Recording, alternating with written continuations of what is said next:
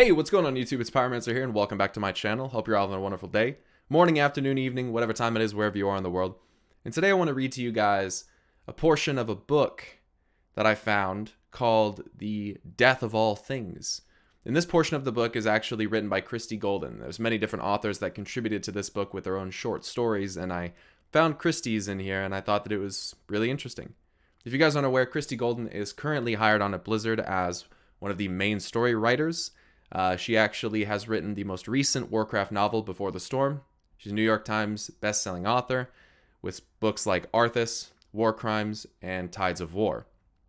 So quite a lineup for her just in the Warcraft universe, and that's just to name a few. But today I wanted to read this to you guys because I think it's really good to get into the headspace of an author when it comes to certain topics. And I think that the prevalence of death and how important it seems to be in BFA kind of marks a good time to maybe touch on this. And I read this a while ago, and I was just pretty fascinated by it. So I'm going to read this to you guys today. So you can minimize the video if you'd like, tab out, do whatever you want. It's just going to be me talking. So that's going to be pretty much the rest of the video, and then we'll kind of talk about some really important points later on. But this story mentions elves, the moon, and its relation to Lady Death, and I think you guys will enjoy it a lot. So thanks so much for clicking on this video. Hope you guys enjoy. Let's get into it. The Wolves of Lady Death by Christie Golden. That is a happy audience tonight, Lev said, listening to the crowd from the shadows. Yes, they are, agreed his wife, slipping an arm around his waist. I wish we had audiences like this every night. The man no lock could hold could seemingly escape from everything, except for his wife's loving embrace. Lev pulled Dava close and kissed the top of her dark head, while their daughter Gillian watched fondly. I warmed them up for you, Gilly, her brother Kellyan's steady hand said airily. No rotting fruit will be thrown at you tonight. Gillian, known as Song Spinner, rolled her eyes. I'm the one who opened the show, she reminded him. I warmed them up for you, and Mama and Papa, and no one's ever thrown rotting fruit at me. That's all beside the point, Kellyan said, and then, ow, as his twin sister gave him a pinch. The performing family had an established routine. Gillian introduced each act with a song or a story, and now she was to provide the final performance of the evening. Every time she'd stepped out before the audience tonight, she'd told them to prepare. I will close the evening with a special challenge. See if you can find something that I can't make a story or a song about. Thus far, over the last few years, she'd been issuing the challenge. No one had bested her. Gillian knew a song about almost everything. Anything. And if by some odd chance she didn't, it wasn't hard for her to make something up with a moment or two of thought. Many in the audience came back night after night, when the performers were in town, eager to find out what the new challenge would be. Now, Gillian caught snatches of excited conversation. A fire had been burning at the center of the encampment all evening, providing sufficient light for the performers to be clearly seen for appropriate appreciation. Gillian took a breath and stepped out, tall and self-assured. For the finale, she had changed into her most expensive outfit, a wine-colored skirt and matching bodice, I hope that's how you say that, made from the finest linen her family could afford. Her mother had even embroidered the bodice with golden thread, which now glinted in the firelight. The crowd really was one of the best the family had entertained, and Gillian's smile was wide and real. She carried her mandolin in one hand and waved with the other, coaxing forth cheers and applause. So, she called, are you ready for tonight's challenge? Another round of clapping and whoops of delight. Wonderful. I hope you've all been thinking very carefully about what you want to hear. Gillian lifted her instrument. Long fingers with short nails plucked a jaunty little tune, and she gazed out at the crowd. You have seen my father's escapes, the young bard said, in the astounding grace of Dava the bird. Some of you almost got your beard shaved by my twin's knife throwing. The crowd laughed at that. While Kellyan's hands were indeed steady, he loved to rattle those brave enough to stand up and permit themselves to have very real, very sharp blades thrown at them. But you know, and I know, that this is what you've been waiting for. Am I right? Good-natured choruses of variants on yes and more applause greeted her. Now, who shall I pick? Someone who wants a love story? The melody she played turned sweet and soft and slow. Or someone who yearns for a bold tale of adventure? A tune that was urgent and excited was coaxed from the instrument. Perhaps someone wants a story about magic and elven enchantments. The notes now were haunting and dreamy. Gillian was well aware that songs and tales about elves were usually very popular with crowds. People liked things they both feared and dreamed of. "I've got a challenge," came a young voice. Gillian turned, seeking the speaker.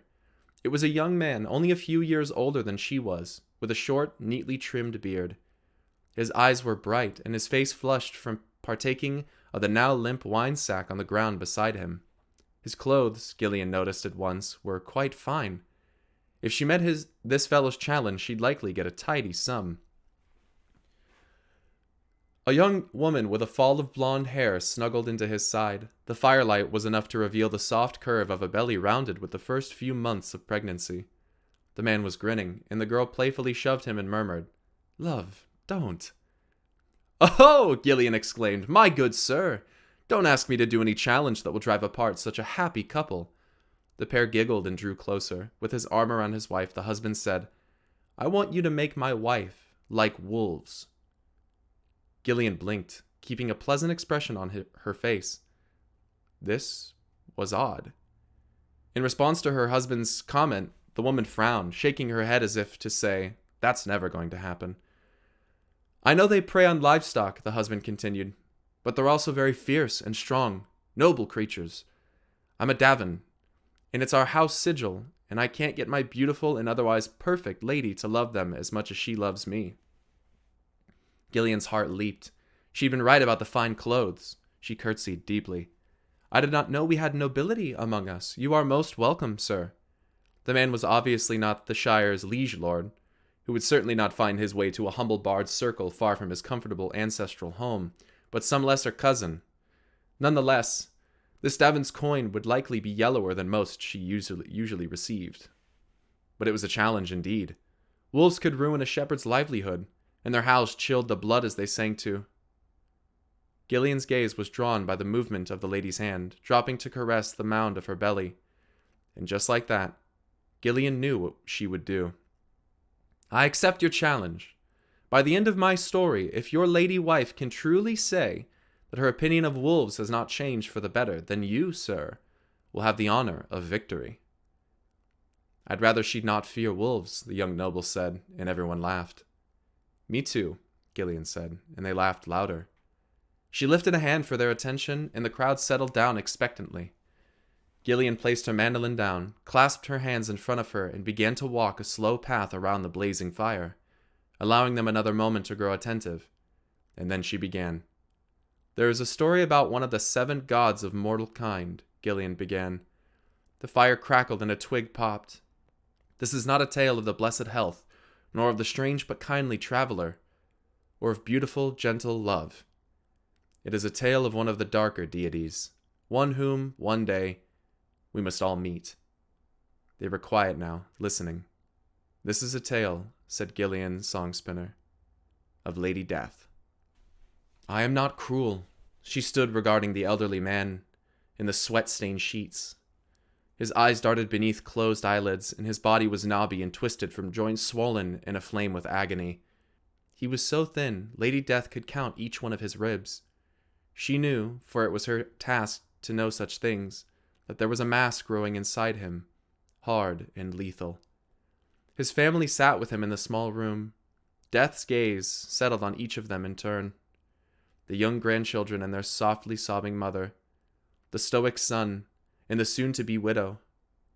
Some had love in their hearts, some had hatred, or, perhaps at worst, disinterest. Lady Death knew these things too. Then there was the sound. The man's breathing became less a labored inspiration than a rattle. The somber declaration that soon, there would be an end. She leaned forward and pressed warm, soft lips tenderly upon the salty, heated, pain-furrowed brow. "I am not cruel," she thought again. "I am kind." The man's restlessness eased. His body relaxed, the deep furrows in his forehead fading to simple lines. He breathed in and breathed out. Something else left his lips other than air, a tendril of what looked like sunlight or spun gold, or the petal of that flower of many names which turns its face upward to the light. This golden mist, too, sought the light.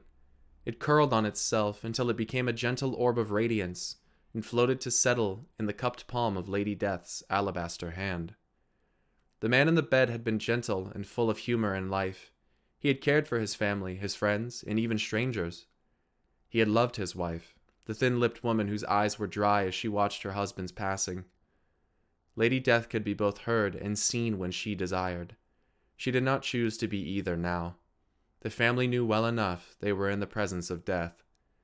She passed by the weeping daughter and the son struggling not to weep, past the confused, sad, frightened grandchildren, and paused next to this world's newest widow.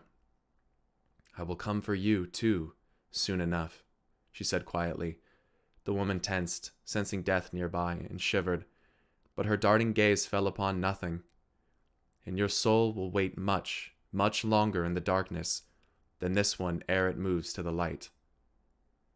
Lady Death had sprung into being the moment the first living thing had died, and nothing crossed from this world to the light that waited to embrace it without her.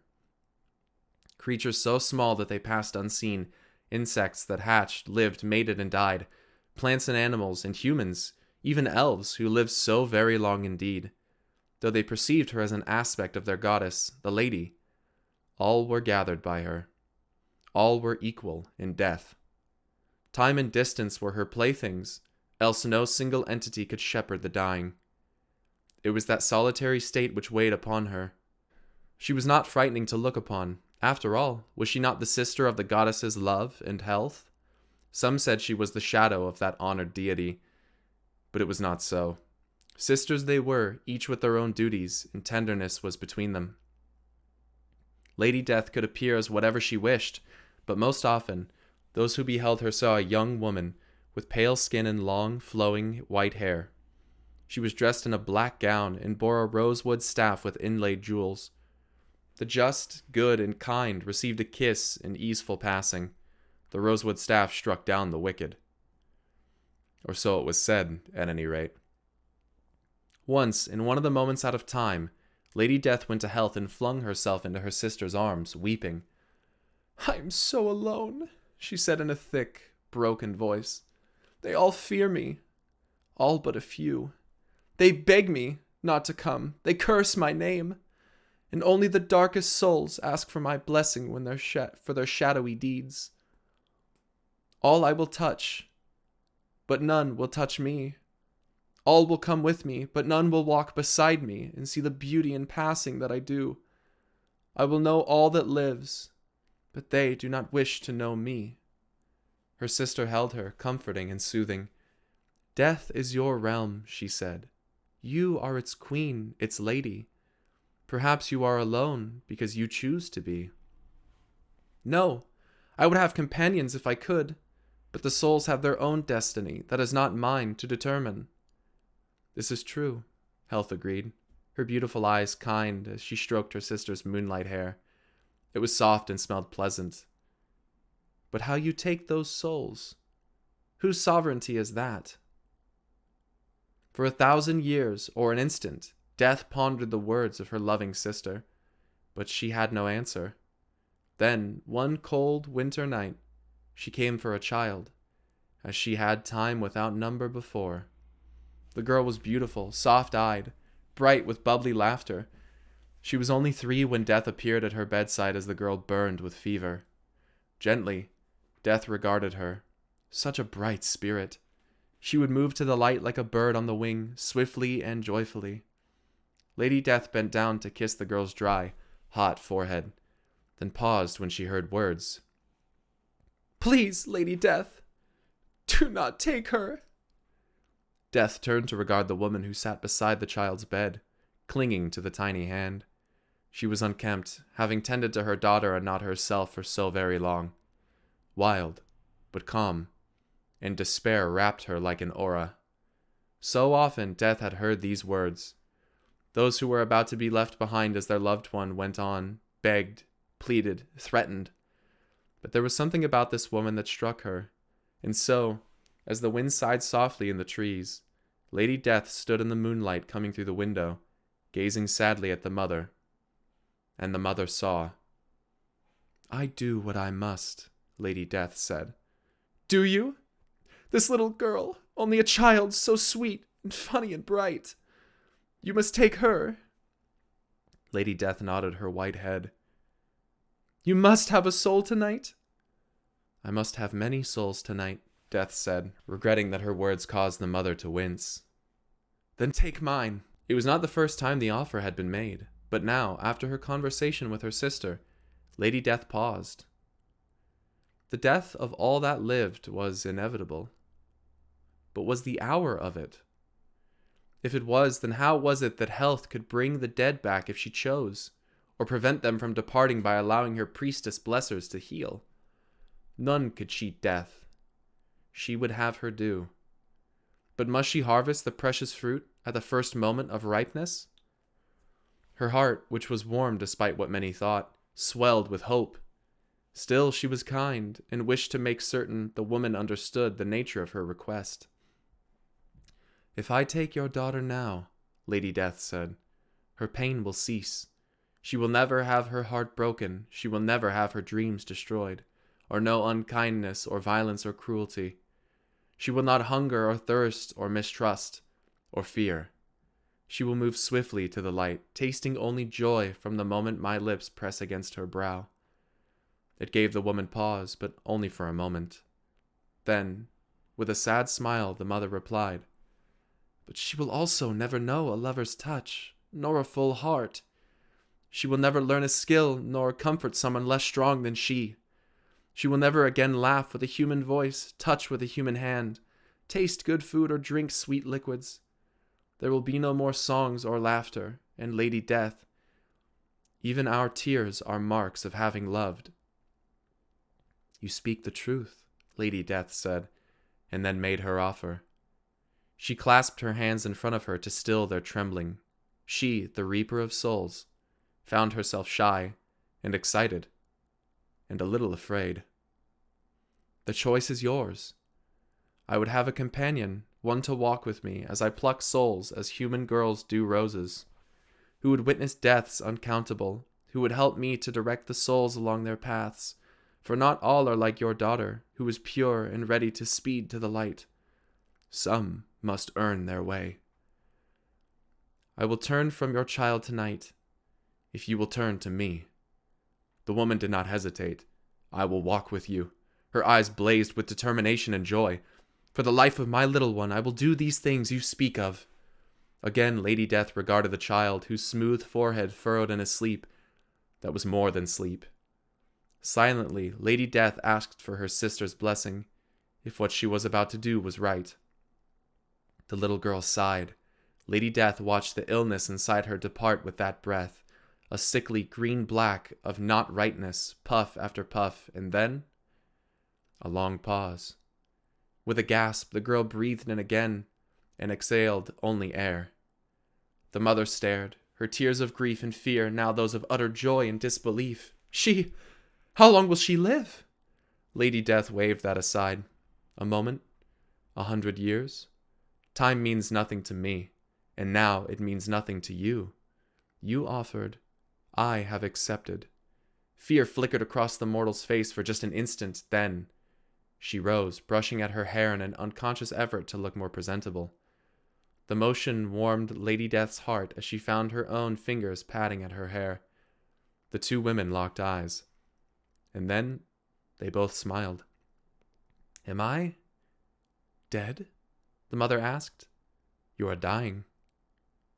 "May I kiss her goodbye?" "Yes, but only once. A second time and she must come with you. And neither of us wishes that." "You are not cruel," the mother said. She sounded surprised.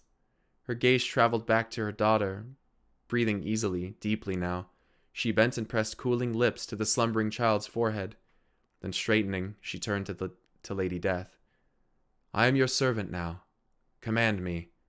"Oh, no, no," Lady Death said quickly, going to her and slipping a hand into hers. The woman looked startled to find that Death's hand was warm. "You are my sister now. I am not alone. There is beauty to be seen, and I will show it to you. Peace to experience, sorrow to bear witness to, and with a full heart. We will run through this world, beholding all together. Forever? Lady Death graced her with a radiant smile. Until you are ready to move into the light. She gestured at the chair. Look. The woman obeyed and gasped to see herself. No, not herself.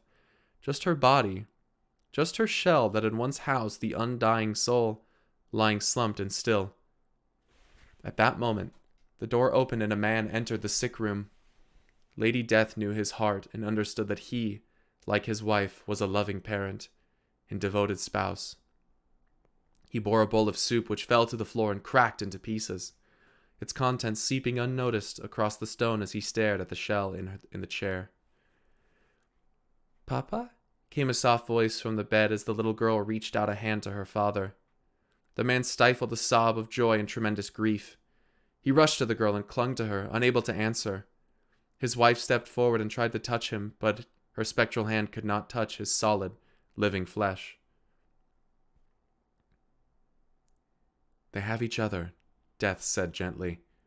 "Yes, they do," the woman said, her voice thick and sad, but also contented. She turned away from the scene of father and daughter, away from the cares and joys of the living, and looked Lady Death squarely in her beautiful face. "What now?" the woman asked steadily. Lady Death had chosen well in choosing this soul, and she knew what she wanted this woman, the first of those who would soon be her companions, her sisters, to be, for herself to be. We will be women, still, but we shall be something more. There is a beast that humans fear. They are right to fear it, in a way, but mostly they fear it because they do not understand it. They do not understand that it does not howl, it sings, that the little ones are raised by all, that they live as families, so we will take their forms, you, I, and those who will join us. We will hunt together and gather their souls, and when they are ready for the light, we will release them joyfully in song." "That sounds beautiful," the woman said. "What are these creatures?" Lady Death smiled. We are wolves," she said. Gillian spoke softly to the crowd, her voice still carrying. "They hunt souls, do the wolves of Lady Death. To this day they hunt, golden and glowing, following the shadow-gray form of their sister. They follow her at night, silent beneath the moon and stars, and they follow her at day, unseen, at twilight and at dawn, at this moment and the ones before and after. They come with purpose to the dying, and swallow the glowing orbs that are human souls. And when the hour comes that the soul is ready to pass to the light, they throw back their heads and sing to the moon, which is as pale and beautiful as Lady Death. So it is that the soul passes on, joyous and unburdened, at last joining with the light." The young noblewoman was no longer jovial. The arm that had been loosely draped about his wife's shoulder now pressed her close, and her eyes were filled with tears. One hand on her belly. When the young bard asked her, in the hush following the last line, what she now thought of wolves, the future mother said, smiling through her tears, "They are beautiful." And as the spell cast by the tale faded and the crowd began to applaud with great enthusiasm, the performer looked back at her family, proud, happy. They were smiling, holding one another as the nobleman and his wife embraced. Unseen, a woman with pale skin, white hair, and a long black dress watched from the shadows. Her spirit wolves sat at her feet. Lady Death had not known that mortals knew the tale, and this rendition of it pleased her. Her gaze moved slowly over the crowd, lingering at last at the happy performing family cheering for their beaming daughter. They were good, kind people, creative and giving. Their hearts held so much love, they would move swiftly to the light, Lady Death knew. She hoped the young bard would remember that. And that's the whole thing. So, wow. What a tale. If you made it this far, thank you so much for listening through all of that. Hopefully I didn't miss any of the edits where I struggled. We got all those out. But this is a beautiful story. I really like this, particularly because it kind of shows, at least from the illustrative point of Christie Golden, that the tale makes something of death that most people don't share the view of. You know what I mean?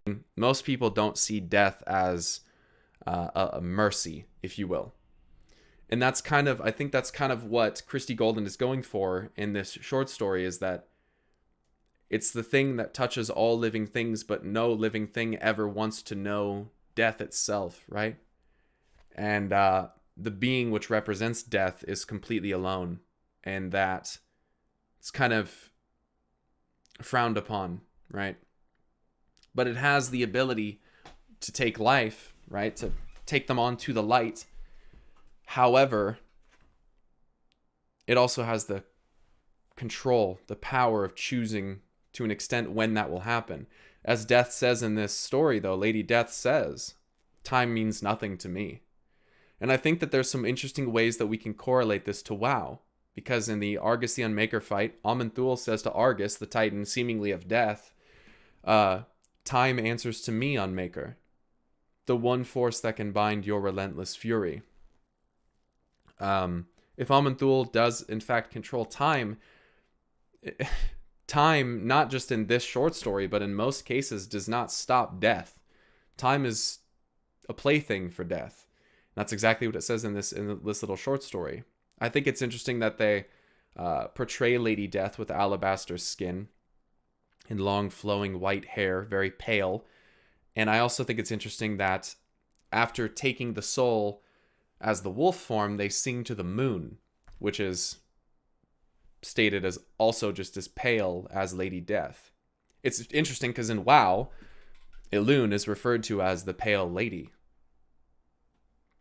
And she does take the souls of fallen night elves.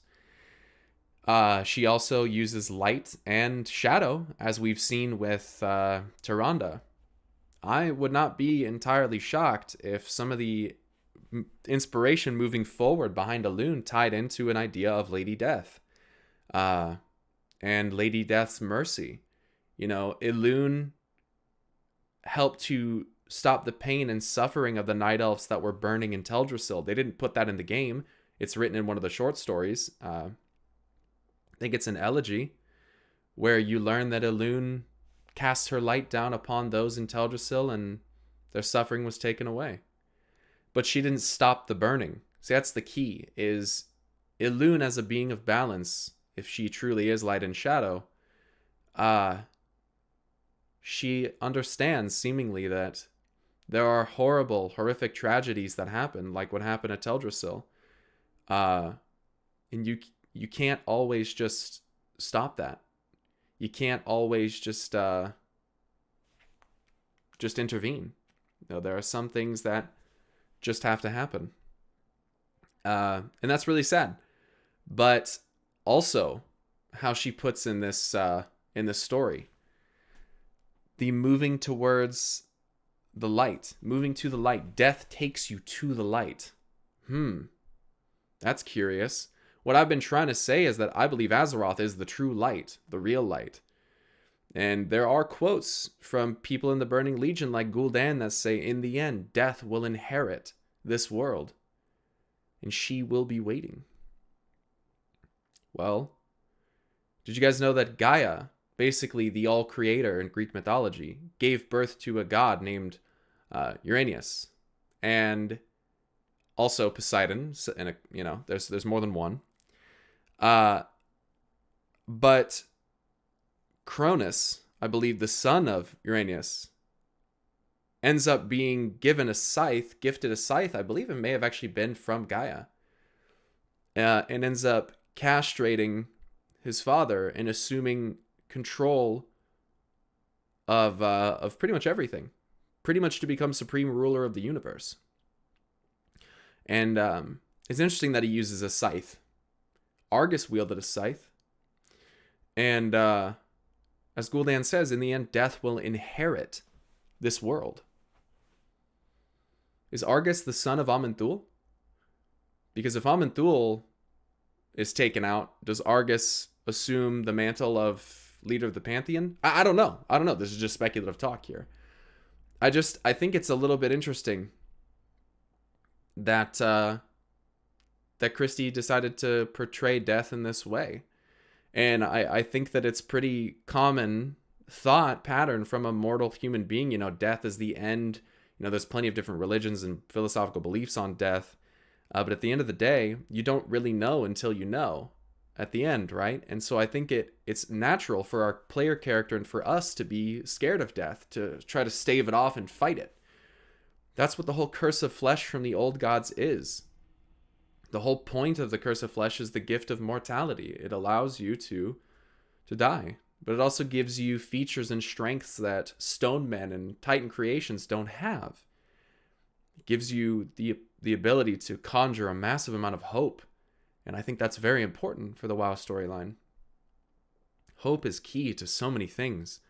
Hope allows things that are literally not possible to be done. aman'thul says this in the Before the Storm book, which is written by Christie Golden. And hope has allowed us to basically stave off death for a long, long time. But as it's pointed out in this short story, the death of all living things is inevitable. It's inevitable. But is the time of it, the timing when everything dies, is that up for alteration? It would seem that it is. And so it's possible that the death of all things in WoW, the end of all things, as Argus casts, is coming, but is timed intentionally. It's been timed to happen this way. Whether that's by the Titan Pantheon, whether that's by Sargeras, whether that's by Argus or Azeroth, I don't know. But I will say this. I believe Sargeras took that sword, and as he was being blasted by the energy of Argus from the Pantheon, I think he siphoned Argus into that blade, and he put Argus the Unmaker's soul into this world. And I kind of think that soul is melding with Azeroth. It's kind of what I think. And I think that N'Zoth is going to be the key turning point, the key factor to this entire thing. There's a reason N'Zoth has been waited so long to be revealed, and there's a reason why Ian Hazzikostas is saying that Ashara and N'Zoth will bring a pretty massive a plot twist that we apparently wouldn't expect. We're not anticipating it. What, that we ally with N'Zoth? Yeah, I'm going to be so shocked that no one's anticipating that, if that's what happens. aman'thul says this in the Before the Storm book, which is written by Christie Golden. And hope has allowed us to basically stave off death for a long, long time. But as it's pointed out in this short story, the death of all living things is inevitable. It's inevitable. But is the time of it, the timing when everything dies, is that up for alteration? It would seem that it is. And so it's possible that the death of all things in WoW, the end of all things, as Argus casts, is coming, but is timed intentionally. It's been timed to happen this way. Whether that's by the Titan Pantheon, whether that's by Sargeras, whether that's by Argus or Azeroth, I don't know. But I will say this. I believe Sargeras took that sword, and as he was being blasted by the energy of Argus from the Pantheon, I think he siphoned Argus into that blade, and he put Argus the Unmaker's soul into this world. And I kind of think that soul is melding with Azeroth. It's kind of what I think. And I think that N'Zoth is going to be the... aman'thul says this in the Before the Storm book, which is written by Christie Golden. And hope has allowed us to basically stave off death for a long, long time. But as it's pointed out in this short story, the death of all living things is inevitable. It's inevitable. But is the time of it, the timing when everything dies, is that up for alteration? It would seem that it is. And so it's possible that the death of all things in WoW, the end of all things, as Argus casts, is coming, but is timed intentionally. It's been timed to happen this way. Whether that's by the Titan Pantheon, whether that's by Sargeras, whether that's by Argus or Azeroth, I don't know. But I will say this. I believe Sargeras took that sword, and as he was being blasted by the energy of Argus from the Pantheon, I think he siphoned Argus into that blade, and he put Argus the Unmaker's soul into this world. And I kind of think that soul is